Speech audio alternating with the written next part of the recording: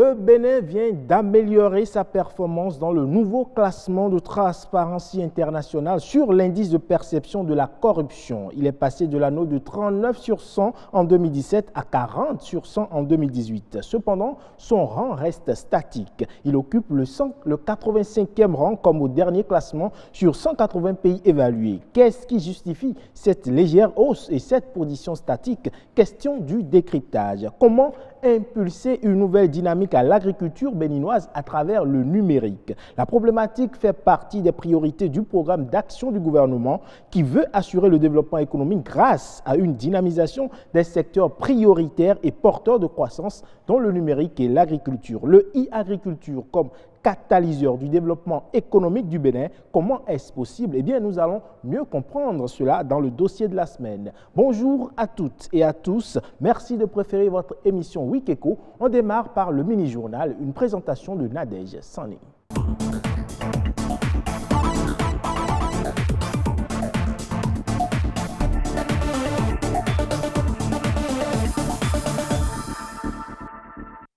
Bonjour à tous, bienvenue dans le mini-journal sur Week Echo. Quand est-ce qu'on parle de soldes dans le commerce? Quelles sont les marchandises souvent objets de ces soldes et que deviennent ces marchandises invendues? Essai de réponse dans cet élément tourné par Mathieu Sokenou et Clotaire Awekou.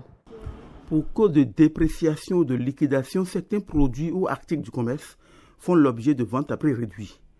C'est bien le temps de solde, des moments difficiles pour les centres commerciaux, les magasins, boutiques et autres lieux de vente, mais également des instants délicats pour les clients et autres acheteurs, surtout quand cela concerne les produits alimentaires, donc périssables. Si les produits restent au moins 4 mois comme ça, on diminue le prix et on revend ça rapidement. Si on n'arrive pas à vendre ces produits-là, on jette ça. Donc c'est une perte pour vous alors? Oui. On n'a pas le choix, Il faut toujours vendre le produit avant la date de péremption. De préférence 2 mois, 1 mois même avant la date pour déjà le balancer. Un produit qui coûte 5 000, vous venez le vendre à 2 000. Il y a 2 600, ils vont sauter dessus. Quelque chose qui coûte 1 000 francs, vous le vendez à 200 francs, à 300 francs, oui, ils vont venir prendre, ça c'est normal. Et le problème c'est qu'ils croient que c'est un prix, c'est le prix du produit.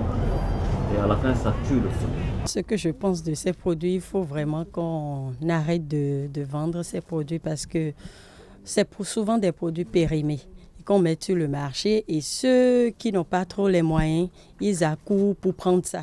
Mais ils font du mal à leur organisme. C'est les choses invendues durant l'année que nous liquidons à la fin de l'année. Les clients y répondent parce que pour eux, ce qu'ils ont l'habitude de voir dans les boutiques à 5 000, 10 000, bizarrement, ils voient les mêmes articles à 3 000. Donc, ils profitent de l'occasion et ils en achètent. Moi, je suis dans le domaine textile. Il n'y a pas de bons produits liquidés. Les produits qui sont liquidés, c'est les produits qui sont le plus souvent déjà avancés dans la détérioration.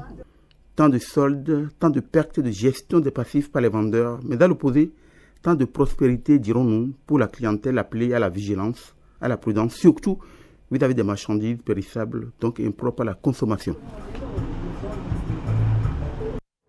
Connaître son plan de développement des affaires afin d'apporter une réponse durable aux difficultés rencontrées au sein de son entreprise. C'est l'objectif de cette formation en faveur des jeunes désireux d'entreprendre. Qu'est-ce qu'un plan d'affaires? Quelle est son utilité?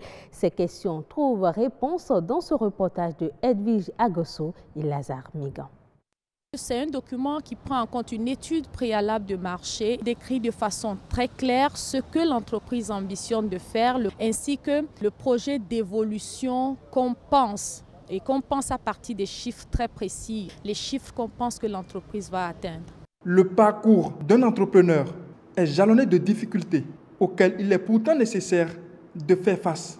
Au début, c'est carrément difficile parce que vous faites tout. Vous êtes tout. Vous êtes comptable, vous êtes directeur des ressources humaines, vous êtes secrétaire, vous êtes tout à la fois. Et quand vous n'avez pas un financement ou bien quand vous n'avez pas des gens qui vous supportent à faire ça, c'est vraiment difficile. On se retrouve seul à des moments. On passe même des nuits blanches à essayer d'entreprendre. Un jeune entrepreneur qui a commencé peut avoir des difficultés sur le plan managérial. C'est-à-dire comment gérer les fonds, par exemple, comment gérer le stock, comment rechercher le marché, comment conquérir de nouveaux clients, comment fidéliser le client.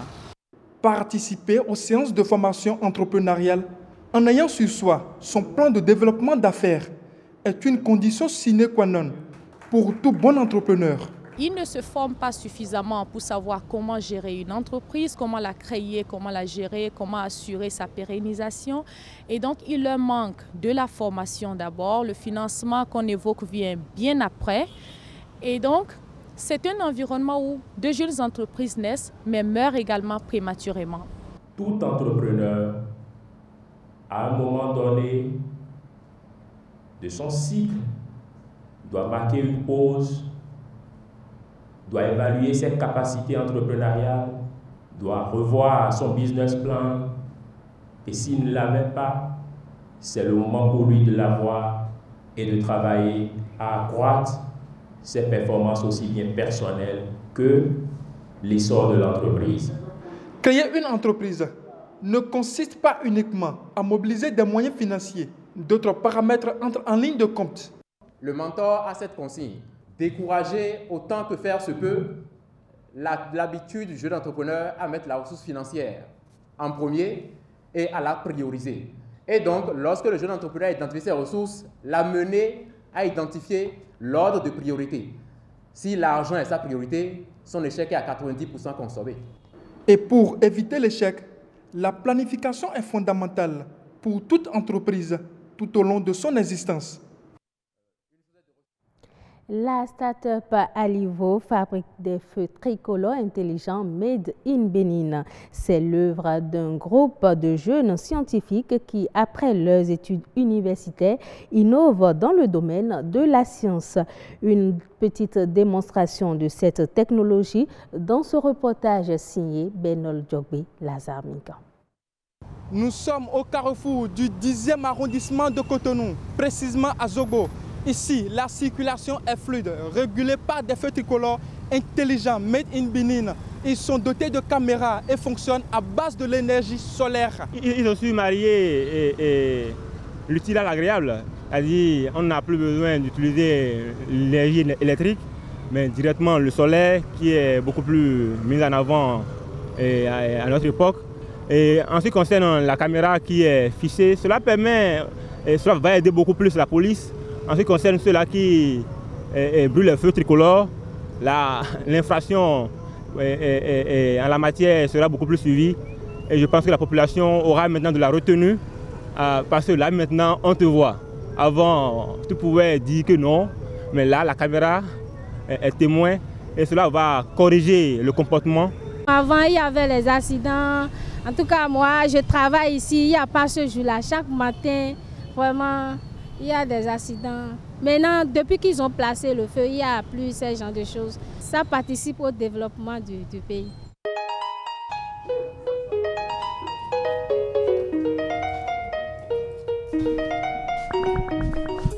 Ils sont sortis des universités du Bénin.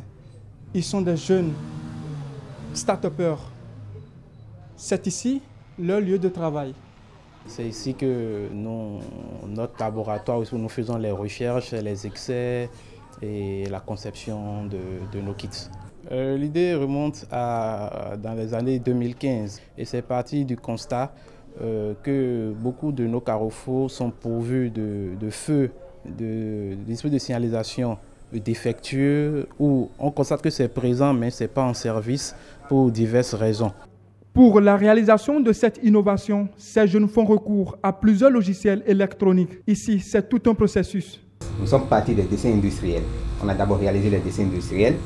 Après les dessins industriels, nous avons utilisé les logiciels adéquats pour pouvoir modéliser le système que vous avez sur le terrain. Quel genre de logiciel? Il y a un logiciel de 3D.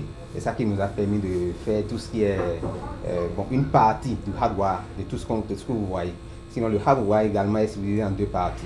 Nous avons le hardware primaire et le hardware secondaire. Quand nous prenons le hardware primaire, c'est toute la structure, la métallurgie que vous voyez. Maintenant, le hardware secondaire, ça fait appel à l'électronique. les LED, l'assemblage des LED et tout ça. Voilà le consommable que l'imprimante utilise. Donc c'est grâce à ça que nous avons pu réaliser les clubs que vous voyez, dans lequel on a logé les réseaux de LED. Nous venons maintenant réaliser ça. Voilà un exemple, voilà nos afficheurs, ce qui décompte. Donc voilà ce qui a été réalisé. Voilà une antenne. Voilà. Maintenant, après ce process, nous avons également la partie software. Le software est également subdivisé en deux. Nous avons le software primaire et le software secondaire. La méthode scientifique est l'épine dorsale de toute enquête. Par exemple, des carrefours en miniature montrent que ces jeunes ont déjà dans leur boîte tout le quadrillage de la circulation de tout Cotonou. Ici, c'est en face de l'arrondissement. Ici, c'est venant de Vedoko. Ici, c'est derrière terrain. Et là, c'est terrain. Quand vous quittez le goudron. Des instruments comme la perceuse, la matrice, pour donner la forme souhaitée aux afficheurs. Le positionner à l'endroit requis, je vais un peu mettre la pression.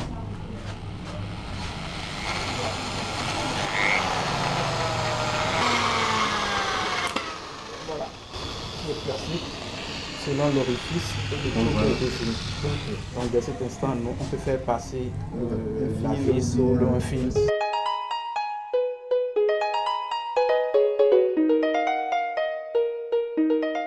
Bientôt, ce site deviendra une unité de production et au-delà du 10e arrondissement, c'est toute la ville qui va profiter de cette innovation. De quoi faire de Cotonou une ville verte. Ce sera tout pour ce mini-journal. Wikeko continue avec Ulvaïs Balogo. Merci à vous Nadège Sani. Juste après vous, c'est la revue de presse économique.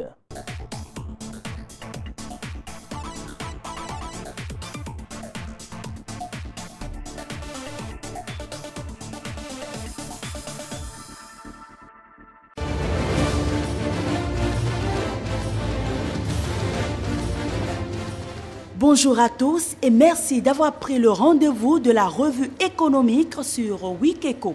Démarrons tout de suite par la disponibilité de l'eau bleue à Darnon, Gbegoro dans le département du Borgou. La nation met en manchette eau potable pour tous d'ici 2021 après Tchaourou, Darnon, Gbegoro. Le journal nous informe que 3 forages positifs sont construits à Darnon, Gbegoro dans la commune de Ndali en vue de desservir une population estimé à plus de 13 000 habitants. Le journal poursuit et nous apprend que bientôt, un château d'eau de 115 mètres cubes va être érigé sur une hauteur de 12 mètres. Le télégramme renchérit et titre « Accès pour tous à l'eau potable à Ndali.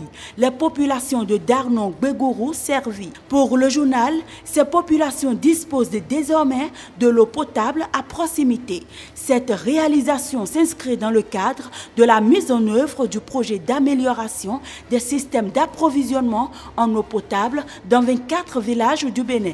Restons avec l'eau bleue et rappelons que la Koweït apporte également son soutien au gouvernement béninois. La nation met en manchette approvisionnement en eau potable pour tous d'ici 2021, 10 milliards de francs CFA pour Boukoumbe, Kové et Zanyalando. Le journal, dans ses colonnes, nous informe que c'est le Fonds koweïtien pour le développement économique arabe qui a mis à la disposition du Bénin sous forme de prêt un montant de 10 milliards de francs CFA pour l'alimentation en eau dans ces 3 communes. La signature d'accord a eu lieu ce lundi 28 janvier au ministère de l'économie et des finances.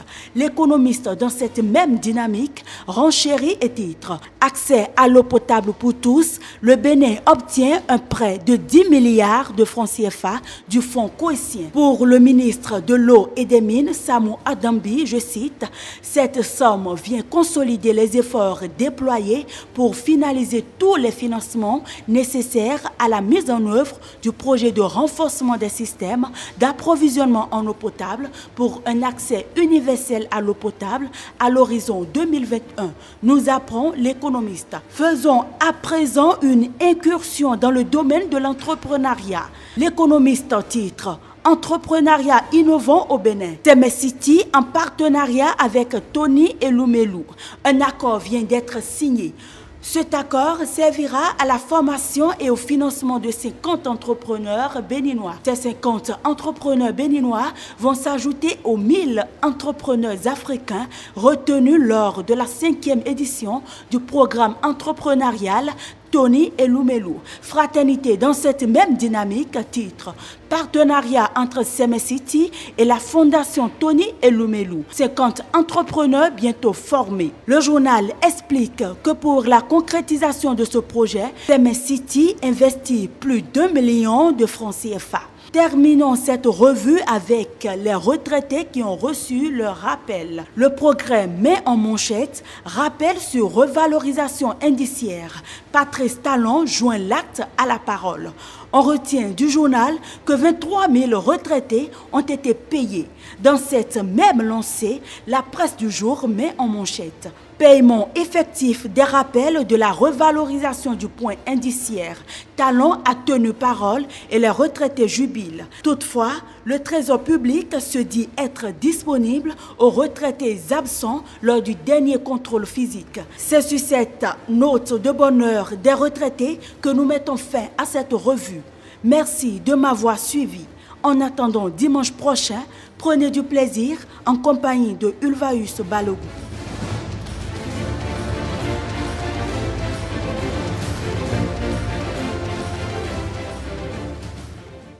Merci Gloria Oni, à dimanche prochain. Sans plus tarder, le décryptage.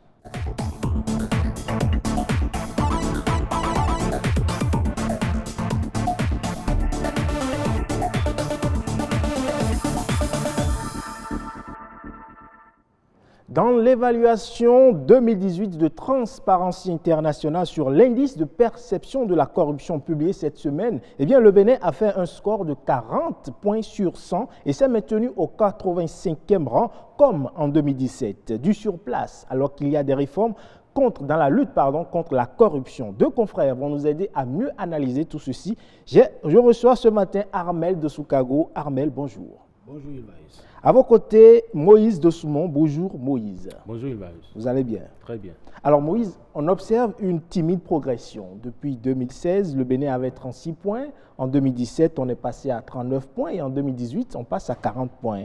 Comment analysez-vous cette courbe plus ou moins ascendante? Vous faites bien de remarquer que sur papier, au moins, le Bénin progresse dans la lutte contre la corruption. C'est vrai qu'on aurait aimé qu'il y ait des bons vraiment qualitatifs, qu'on avance de 5-10 points par année. Mais n'oubliez pas que la corruption est un phénomène vraiment teigneux. C'est un fléau qui gagne notre société depuis des lustres. Et il faut des réformes à dire, il faut beaucoup de courage, il faut de la volonté, chaque jour un peu plus pour pouvoir l'enrayer. Ce n'est pas si simple. Et voir même les pays qui sont parvenus, du moins, à la maîtriser totalement, développent chaque jour des stratégies pour que ce fléau ne revienne pas encore à la charge. Et pour des pays comme les nôtres, dont les pratiques, même dans tous les siècles, même religieux, on voit des pratiques de corruption, ce n'est pas évident qu'on en finisse du jour au lendemain. Ce qu'il faut pour enrayer la corruption, nous le savons tous, c'est la lutte contre l'impunité. Une lutte implacable et sans merci. À mon avis, il n'y a que ça pour parvenir à enrayer ce phénomène-là. Mais les efforts qui sont en train d'être faits actuellement, je note juste un seul aspect positif dans ce qui se fait actuellement. Oui. C'est l'aspect dématérialisation au niveau des impôts, de la douane. On évite que l'usager ne soit plus en contact direct avec le fonctionnaire de l'État. Ça limite un peu les pratiques frauduleuses, la corruption, tout le reste. C'est ce seul aspect que moi je trouve comme pertinent dans les réformes pour ce qui est de la lutte contre la corruption. Alors Armel, vous êtes d'accord? Il y a à peine un an, les acteurs de la société civile faisaient une sortie et ils estimaient qu'il y avait des secteurs de l'administration qui étaient les plus corrompus, dont, entre autres, pour ne pas le citer, le secteur de la justice. Le secteur de la justice est un secteur corrompu, comme on le dit, mais le secteur de la justice seul n'est pas, même si c'est l'un des plus corrompus, on peut vous citer d'autres qui sont plus corrompus. Le secteur des impôts, par exemple, c'est un secteur dont on ne parle pas beaucoup, mais qui est très corrompu. On pouvait en parler avec ceux qui ont eu la chance d'entreprendre une fois, ou ceux qui font l'expérience de l'entrepreneuriat, ils vont vous en parler. C'est un secteur très corrompu dont on en parle. Il y a d'autres secteurs qui sont tout aussi corrompus, que quand vous voyez par exemple les douaniers, vous ne comprenez jamais, et vous n'arrivez jamais à faire le lien entre leur train de vie et leurs revenus officiels. Oui. D'abord, il faut préciser que pour lutter contre la corruption, il y a deux choses. Il y a la prévention et il y a il y a la prévention et il y a la sanction. Oui. La prévention, c'est pour prévenir, c'est pour qu'on n'en arrive pas là. La sanction, ça vient après coup. Et il a déjà parlé tout à l'heure, Moïse a parlé tout à l'heure de la prévention. Il y a des dispositions qui sont prises, mais ce n'est pas suffisant. Ce n'est pas suffisant parce que je crois que nous avons un problème fondamental. Le problème fondamental par rapport à la corruption au Bénin, c'est déjà notre système politique. Oui. Quand vous voyez tout le reste, c'est lié à notre système politique. Alors, mais il est dit quand même dans le rapport que les points gagnés, un point ou plutôt, ce point gagné est la résultante de la législation et des réformes institutionnelles qui ont été mises en place. Oui, la législation, lorsque vous mettez les lois en place, il faut bien les appliquer. Les lois ne vont pas s'appliquer elles-mêmes. Mais aujourd'hui, on remarque quand même qu'avec les policiers, il y a moins de rançonnements sur les routes. Et je crois que le rançonnement des policiers, ce n'est qu'un épiphénomène. Dans ce que nous parlons, lorsque nous parlons de la corruption, ce n'est qu'un épiphénomène.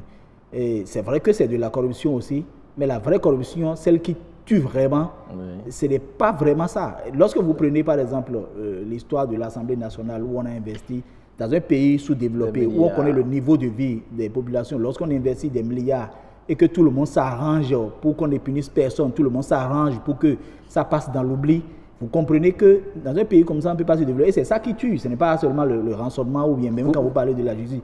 C'est ça qui tue, c'est lorsque il y a des citoyens honnêtes qui paient les impôts. Vous payez les impôts et ces impôts-là, les 2/3 peut-être de ces impôts-là vont dans les poches de certains citoyens. Je dis bien de certains citoyens, de la minorité, de la petite partie de la minorité par exemple.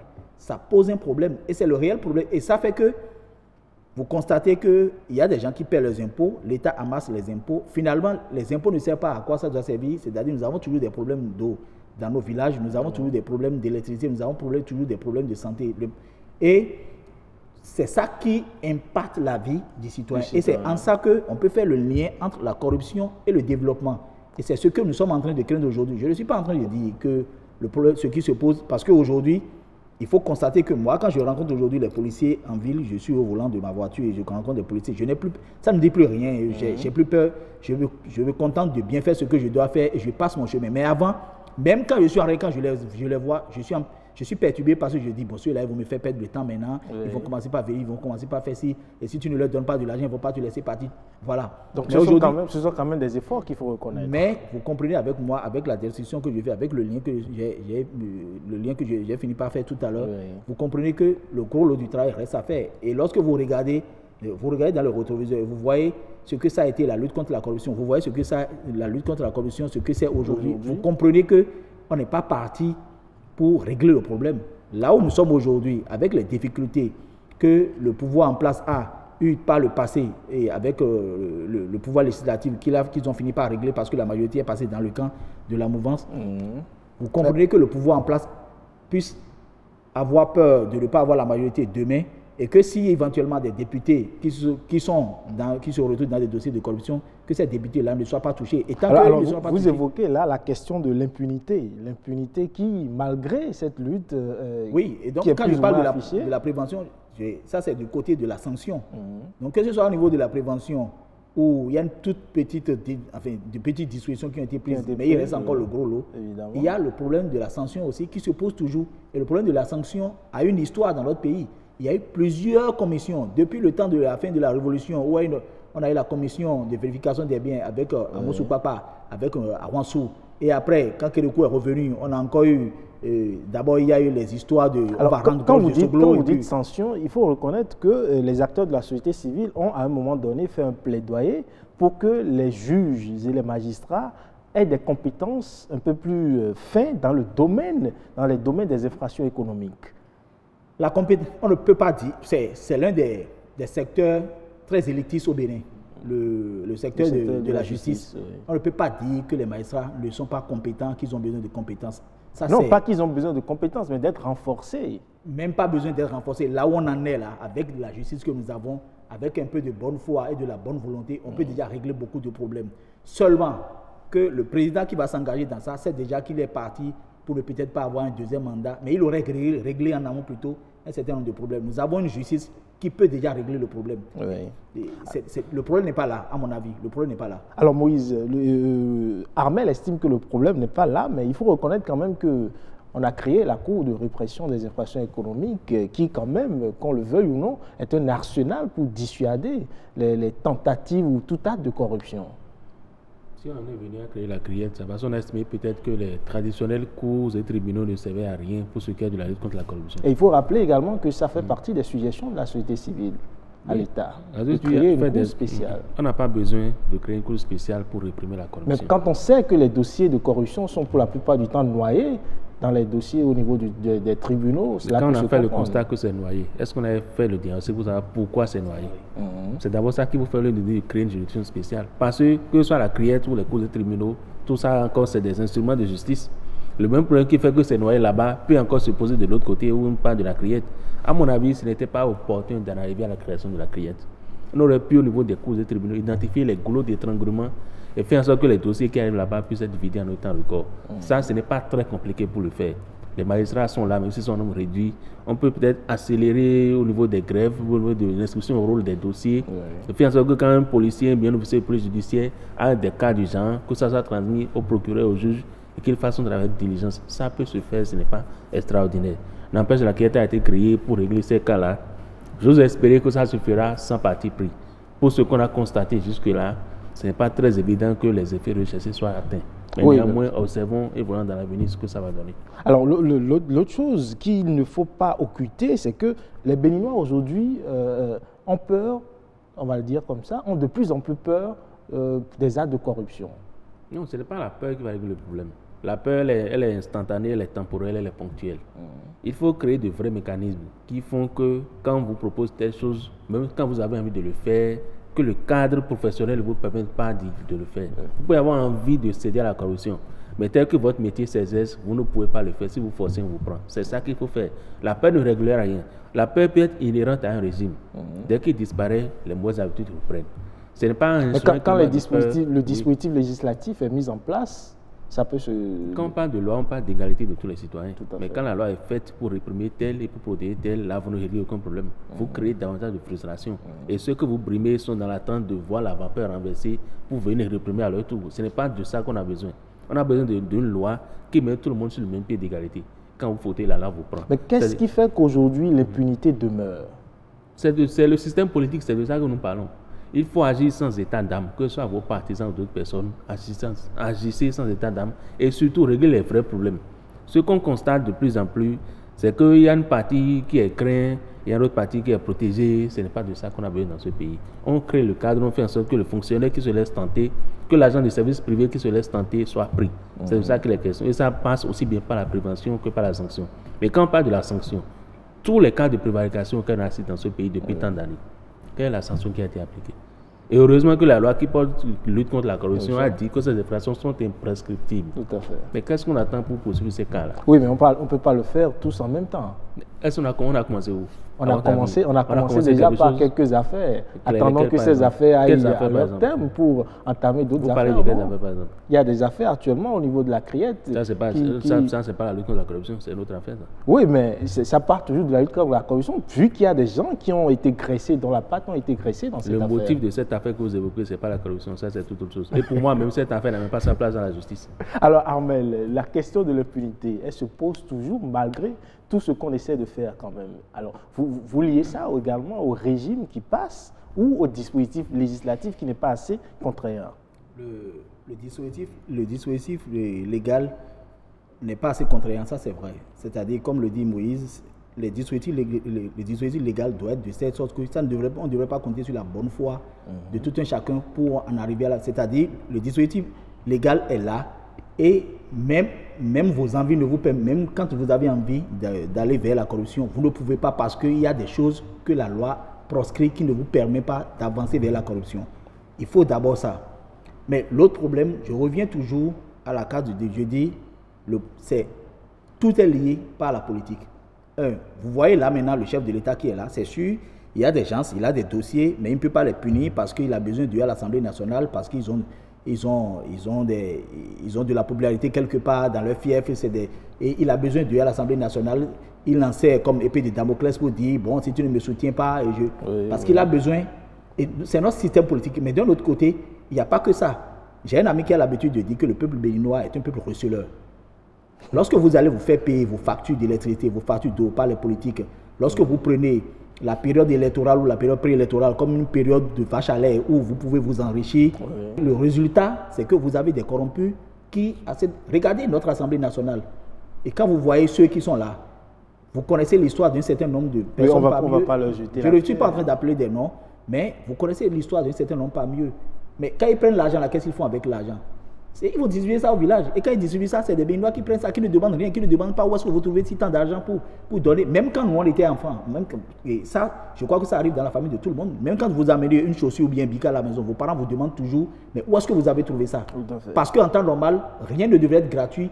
Vous ne devez pas sortir, on ne peut pas sortir de nulle part, dire, ah, j'ai une maison, j'ai ci. Mais ça se passe au Bénin. Tant qu'on ne veut pas régler le problème à ce niveau, que les populations vont comprendre qu'en réalité, la période d'élection n'est pas une période de vache à lait, ce n'est pas une période où il faut aller s'enrichir.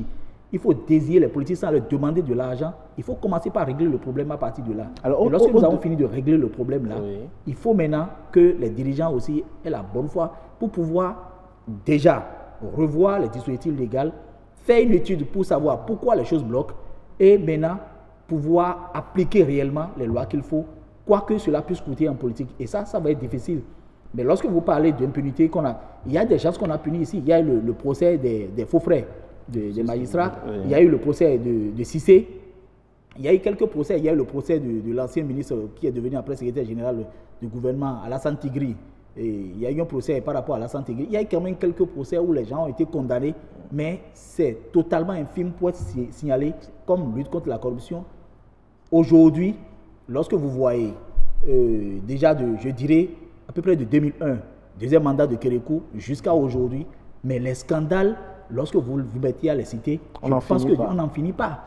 Mais ces scandales-là, les plus gros, on les connaît. Les plus gros, on ne touche jamais à ceux-là. Et dès que vous constatez qu'il y a un... Autrement dit, c'est parce qu'on ne sanctionne pas encore que le Bénin peine à éradiquer ce fléau. Le plus gros problème est là. Le premier problème, déjà, c'est les dispositions qu'on doit prendre en amont. Lorsqu'on a voulu dématérialiser au niveau du ministère des Finances, on l'a fait. Et donc, il faudrait qu'on puisse faire une étude pour savoir les autres boulots d'étranglement, prendre les dispositions en amont. Et maintenant, en aval, les dossiers qui existent déjà, il faut sanctionner pour que ceux qui ont envie de faire ça puissent avoir peur de faire ça. Alors, qu'on puisse les arrêter. C'est que comme ça qu'on peut régler le problème de corruption. Mais la façon dont les choses fonctionnent, de toute façon, d'ici encore quelques années, on est encore dedans, on ne peut pas régler le problème. Non, on ne va pas régler le problème. Regardez les partis politiques aujourd'hui, regardez les blocs. Regardez vous permettez que je donne la parole à Moïse également pour mieux comprendre. Vous n'allez pas jouer aux politiciens ici. Non, pas du tout. Vous n'allez pas jouer aux politiciens ici. Tout à l'heure, vous avez déjà parlé de la crise. Exactement sur ce qu'il faut faire. Pour tout à l'heure, quand vous étiez en train de parler de criette, qu'on a commencé la lutte contre la corruption à partir de la criette, là, vous faisiez de la diversion. Laissez-moi dire les choses si vous voulez. Vous n'allez pas faire de la politique. Allez-y, mais évitons les blocs politiques. Non, vous allez comprendre. Je ne suis pas en train d'indiquer les politiciens politiques, vous allez comprendre ce que je dis. Lorsque vous observez aujourd'hui tout ce que nous avons comme parti politique, bloc et tout le reste, vous constatez déjà qu'il y a des gens qui sont en bonne posture qui vont venir à l'Assemblée nationale. Et ce n'est pas des plus crédibles. Et vous constatez que le chef de l'État a forcément besoin d'eux pour pouvoir faire passer un certain nombre de choses à l'Assemblée nationale. Lorsque vous faites la chaîne, vous faites cette lecture-là, vous comprenez que la lutte contre la corruption, ce n'est pas pour demain. Mais lorsque on va arriver à une étape où on va constater que le président de la République est clairement pour la lutte contre la corruption, ça peut l'emporter ou pas, parce que ça va être très difficile, je l'avoue, ça peut l'emporter ou pas. Lorsque vous constatez ça, vous allez déjà dire, oui, on va y arriver. Et comme l'a dit Moïse, et je l'ai complété, les dispositions légales, il faut les revoir, il faut faire en sorte que l'individu ou le citoyen, même quand il a envie d'avancer vers ça, la loi ne lui permet pas. La loi ne fera pas tout. Il y aura l'éducation, il y aura la sensibilisation, il y aura la bonne foi de ceux qui nous dirigent. Mais d'un autre côté, et ça c'est plus important que toute chose, il y a des gens où il y a des symboles de la corruption au Bénin. Voilà. Il y a des symboles de la corruption. Ça peut être des individus, comme ça peut être du matériel, ou ça peut être des dossiers, mais il y a des symboles de la corruption. Et tant que les sanctions n'iront pas vers ces symboles-là, la lutte contre la corruption sera une vaine lutte. Alors Moïse, un mot à ajouter en plus de ce que Armel vient de dire. Il faut mettre l'accent sur la sanction. Mais une sanction sans état d'âme. Sans état d'âme. Parce que quand on a l'impression que c'est tel que vous protégez, que c'est tel que vous brimez, ça ne donnera rien. Le sentiment de frustration naît. Il faut sanctionner sans état d'âme. Ce n'est que comme ça qu'on peut donner l'exemple. Quand on ne sanctionne pas suffisamment, ça ne donne rien. Merci beaucoup à vous, chers confrères. On retient qu'il faut sanctionner sans état d'âme. Merci, cher Armel de Soukago. Merci d'être là ce matin. Merci, Merci également à vous, Moïse de Soumou, pour cette matinée. Merci. Alors, Week-Eco se poursuit. C'est la fin du décryptage, mais on laisse la place à présent au dossier de la semaine.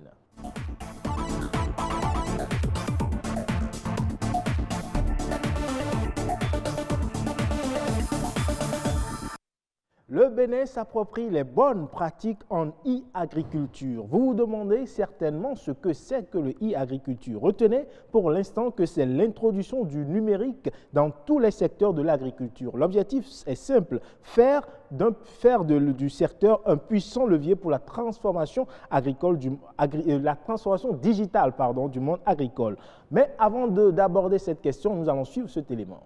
Comment accompagner les acteurs du monde agricole à entrer dans l'ère de la smart agriculture? Ce concept, plus connu sous le vocable e-agriculture, est aujourd'hui une nécessité pour assurer la rentabilité des exploitations agricoles et améliorer les revenus des acteurs. C'est vraiment pouvoir donner l'occasion à l'accès à la bonne information au bon moment, au bon temps. Juste le fait d'envoyer des SMS ou des messages vocaux aux agriculteurs et à toutes les parties prenantes. Ça peut être par des applications un peu plus avancées dans le domaine de conseil agricole, le domaine de prise de décision, de la détection des maladies de plantes et d'animaux. Ça peut aussi faciliter effectivement toute la question de traçabilité des produits pour garantir la qualité des produits-là et leur provenance, ce qui peut avoir un impact clé sur l'exportation, par exemple. Il s'agit donc de créer une communauté au sein de laquelle on échange des informations, des idées et des ressources liées à l'utilisation des technologies de l'information et de la communication au service de l'agriculture durable et du développement rural. De façon pratique, à notre niveau, c'est de faire les meilleurs choix possibles au niveau des différentes applications du e-agriculture, telles qu'on a parlé du conseil agricole et de la vulgarisation, c'est-à-dire comment faire parvenir aux producteurs les différents itinéraires techniques agricoles. Là, on peut solliciter l'apport des technologies pour leur faire parvenir le message sans qu'il y ait un contact physique. Vous voyez donc à travers des dispositifs de call center, de SMS vocal, même en langue nationale, on peut faire enregistrer des messages techniques en langue nationale qu'on fait parvenir à un producteur pourvu qu'il ait juste un téléphone basique. Procéder à une utilisation innovante de la technologie dans le secteur primaire va donc permettre d'accroître la productivité agricole et de renforcer la chaîne de valeur. Vous l'avez compris, il s'agit donc de procéder à une utilisation innovante de la technologie dans le secteur agricole afin d'accroître la productivité et de renforcer la chaîne de valeur. Mais comment tout cela est-il possible? Pour en parler, je reçois pour vous ce matin M. Abdou Aziz Sobabé. Il est directeur de l'informatique et du pré-archivage au ministère de l'Agriculture, de l'Élevage et de la Pêche. Monsieur Sobabé, bonjour. Bonjour, monsieur. Vous allez bien? Ça va très bien. Alors, pour le citoyen lambda, pour moi, pour celui qui ne s'y connaît pas du tout, c'est quoi le e-agriculture? Merci d'abord pour l'occasion que vous m'offrez d'échanger avec vous un peu sur les notions de e-agriculture. Pour le citoyen lambda, il faut retenir que e-agriculture, c'est d'abord agriculture électronique. Certains parlent d'agriculture digitale, agriculture numérique, etc. Ça veut dire la même chose. Donc ça consiste essentiellement à concevoir et développer des outils innovateurs mais qui sont basés sur les technologies de l'information et de la communication et qui arrivent donc à booster le développement du secteur agricole.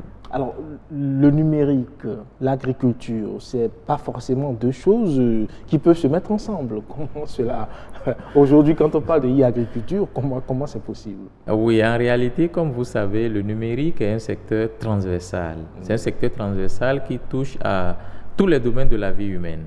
Que vous soyez dans le domaine de la santé, de l'éducation, de l'agriculture, du commerce, partout, les TIC interviennent pour pouvoir améliorer nos actions au quotidien. Alors, comment est-ce que les TIC peuvent impacter le développement agricole?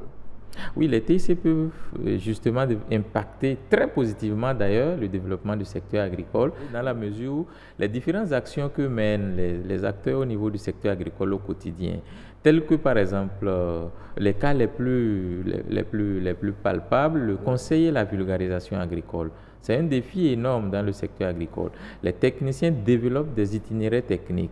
Ces itinéraires techniques doivent être utilisés par les producteurs. Et donc, comment le leur faire parvenir en temps opportun? Voilà un grand défi. Et donc, nous n'avons pas autant de dispositifs humains pour pouvoir aller au contact de tous les producteurs sur le territoire national. Et donc, avec les TIC, on peut valablement leur faire parvenir ces itinéraires techniques, l'information appropriée au moment opportun pour que cela puisse leur servir dans leurs activités au quotidien. Alors, ce dont vous parlez là, forcément, cela implique la création de nouveaux emplois ou bien parce que si on doit faire parvenir l'information à ces gens-là, comment est-ce qu'on va le faire? Oui, effectivement, ça implique la création de nouveaux emplois, tels que les emplois qui sont de nos jours développés par les startups, les jeunes entreprises dans les domaines innovants, et donc qui arrivent à développer des solutions numériques appropriées, adaptées à ce genre de problématiques. Et donc, eux, ils arrivent à prendre en compte les itinéraires techniques dont je parlais tantôt, qui sont développés, et les mettre donc dans les canaux appropriés et savoir comment faire parvenir cela à la cible qui constitue les produits. Alors de façon schématique, si une start-up crée une application qui doit aider à booster le secteur de l'agriculture, qu'est-ce qu'il doit y mettre pour atteindre les producteurs, par exemple, en termes d'information? Comment est-ce qu'il doit se charger de mettre cette application? Parce qu'on sait aujourd'hui que c'est vrai que tout le monde a des téléphones, mais tout le monde n'a pas des téléphones intelligents. Exactement, exactement. Et ça fait partie des premières priorités ou des conseils qui sont donnés aux startups.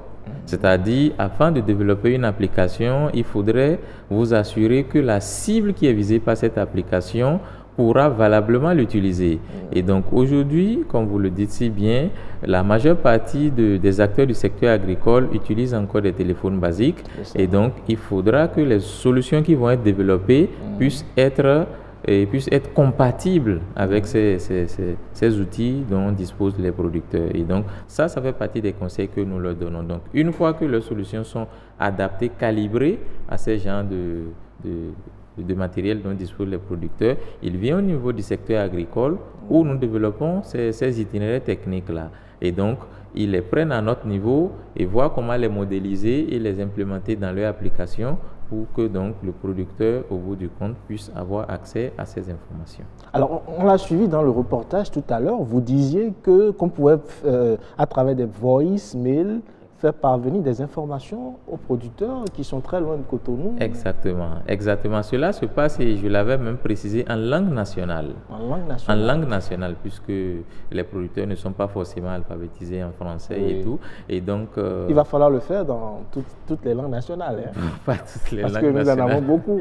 Il y en a beaucoup, c'est un défi important, mais dans les différentes grandes régions de notre pays, il existe des langues quand même dominantes. Et donc, la priorité, c'est d'identifier ces langues-là et que les itinéraires techniques soient traduits dans ces langues qui sont majoritairement parlées, et donc pour pouvoir les envoyer sous forme En réalité, de façon technique, les producteurs qui sont ciblés reçoivent un appel. Et donc quand ils décrochent, et donc le contenu du message leur est déroulé dans leur langue. Voilà. Et donc, mais comment est-ce qu'on peut savoir que le producteur a besoin de cette information-là à ce moment-là pour la lui envoyer? Exactement. Là également, il y a des technologies appropriées où, à partir toujours d'un téléphone basique, le producteur peut envoyer une requête à travers un code. Et nous savons donc que tel code signifie que le producteur a besoin de l'information sur la pluviométrie, l'information sur les engrais, etc. Et donc, en fonction du code que le producteur envoie, et donc le message approprié lui est transmis. Alors aujourd'hui, où en est le Bénin dans la mise en œuvre de ce dispositif? Quand on parle e-agriculture au Bénin, où est-ce qu'on en est? Oui, en termes de e-agriculture, il faut dire que depuis plusieurs années, il y a eu des expériences pilotes qui ont été lancées. Mais au jour d'aujourd'hui, le Bénin est en train de se rattraper un temps soit peu. Parce qu'avant de lancer des initiatives pilotes qu'il va falloir mettre à l'échelle plus tard, il est important de se doter d'un document de stratégie e-agriculture.